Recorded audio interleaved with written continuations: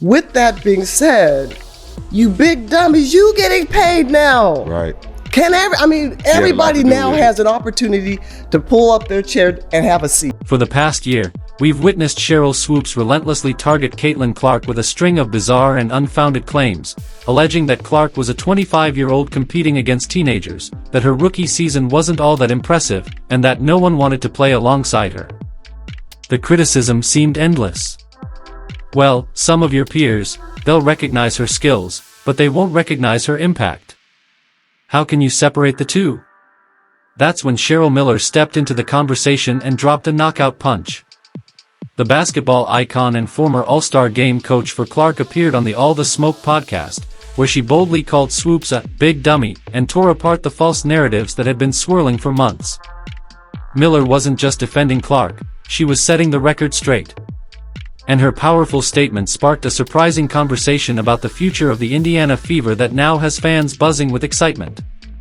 Are you ready? Let's break it down. 3-time NCAA Player of the Year. 2-time National Champion. 2-time NCAA Tournament MVP. The first woman to dunk in an organized game. Olympic gold medalist. That's Cheryl Miller. And when she speaks, the basketball world listens. But before we unpack her viral comments, we have to understand why one of the game's legends, Sheryl Swoopes, seemed so determined to tear down the WNBA's brightest new star. It all began with wild inaccuracies about Clark's college career. Perhaps the most outlandish claim? Swoopes said Clark was a 25-year-old playing against 20-year-olds during her time at Iowa. The truth? Clark was 22 and in her fourth year, just like countless other seniors. When called out, Swoopes tried to backpedal, blaming it on hyperbole and COVID eligibility rules. But it didn't hold up. Then came the accusation that Clark was taking 40 shots a game. The real number? 22.7 shots per game. That's not even close. And here's the irony. Swoopes herself averaged 19.2 shots in her own senior year, just 3 fewer than Clark. So who's really the volume shooter here?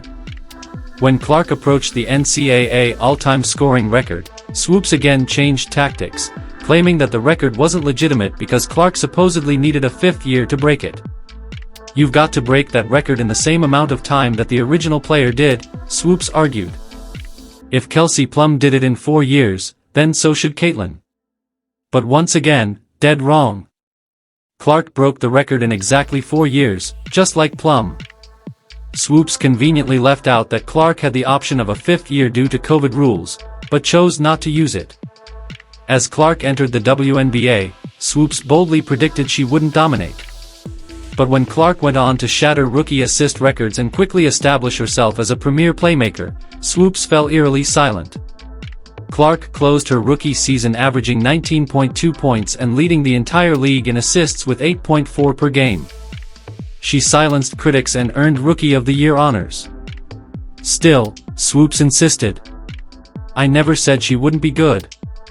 I just said I didn't think Caitlin or Angel would dominate immediately. And I don't think either of them did.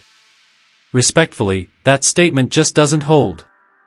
Let's be honest. If leading the league in assists while averaging nearly 20 points per game doesn't qualify as dominating, what does? Perhaps the most revealing moment came during Swoopes' appearance on Angel Reese's podcast, where she continued to undermine Clark while claiming she doesn't dislike her. It was a textbook example of saying one thing and doing another. For some added context, Cheryl Miller spoke about her long history with Swoopes. I've known Cheryl since college, she explained. I helped her with her Nike deal in 1993. Took her to her first ESPYs. I called her after Caitlin broke Maravich's record, and there were already these quotes flying around, saying Caitlin was 25 years old, taking 40 shots a game, and that her records were illegitimate. The basketball world had seen enough. Eventually, Swoopes was removed from broadcasting a Fever game and replaced by the legendary Nancy Lieberman, who wasted no time addressing the misinformation. I got off the treadmill and called her as a friend, Lieberman recalled. I said, you can have your opinion about anyone. But the stats, those have to be right. Facts matter. Lieberman encouraged Swoopes to simply own the mistake.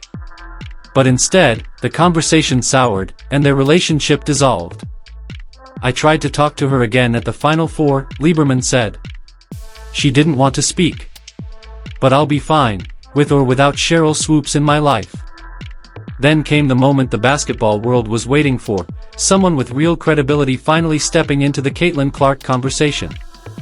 Cheryl Miller entered the All the Smoke podcast studio and brought the fire.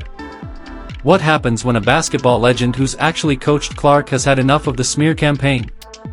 You get one of the most genuine, no-nonsense defenses in WNBA history. You're absolutely right, Miller said. And I was like, come on, you big dummies. The studio erupted. And Miller wasn't done. She passionately defended Clark's work ethic, having seen it up close. This wasn't just someone parroting talking points, this was Cheryl Miller, one of the greatest to ever play the game, standing up for a young player being unfairly targeted. She pointed out what critics don't want to admit. As much as she was given, if that door had swung the other way, and she didn't live up to the hype, y'all would be the first ones tearing her down. And then she dropped the mic. You big dummies. You're getting paid now because of her.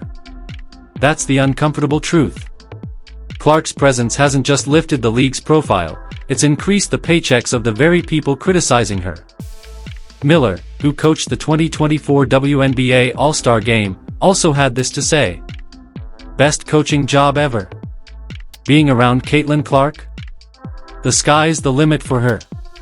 But what truly set Miller's comments apart was how personal they were. I can relate to her, Miller said. I know what it's like to be hated. I know what it's like to be a black woman hated for my skin color. That's why I feel for Caitlin. She's being despised for things outside her control. Miller's defense didn't come from speculation, it came from experience. She watched Clark behind the scenes during All-Star Weekend and was stunned by her talent. I didn't know how well she sees the game in 3D, Miller admitted. Defensively, she's better than I thought. Watching her pass, she's special. And perhaps most importantly, I learned to step back and let these kids be themselves. Beneath all the technical analysis and fiery defense lies something deeper, a bond forged in adversity, a mutual respect between a basketball legend and a rising superstar. Cheryl Miller didn't just defend Caitlin Clark. She exposed the truth. And in doing so, she changed the narrative forever.